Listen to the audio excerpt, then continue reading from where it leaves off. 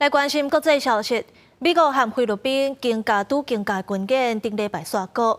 今年菲律宾北边的小镇圣安娜是正做焦点，因为圣安娜本地是度假景点，伫咧中国甲美国地缘政治相搭之下，这圣安娜战略位置都变甲真重要。伫菲律宾鲁松岛东北边所在正偏僻的圣安娜城，伊是以海沙坡瀑布火金国家教场正出名。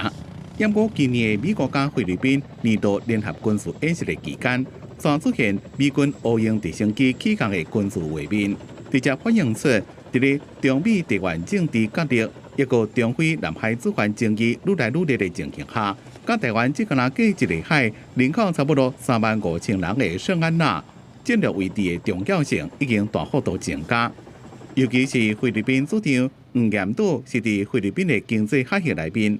但是中国北京也讲，因拥有规个南海主权，所以也一直拢是双方冲突的焦点。Whenever a military power leaves, a vacuum occurs, and soon enough, the Chinese were taking over Scarborough Shoals, driving our fishermen away, and taunting and intimidating.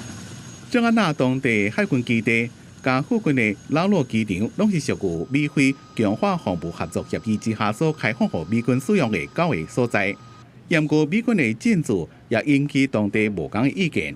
但是因为圣安娜瓦近台湾，就算是无美军进驻，也是可能会建立大国之间的军事冲突。当地灾害救助单位也开始为应应可能的台海冲突做出应变计划。但是在此同时，中非的南海主权争端又有新的所在。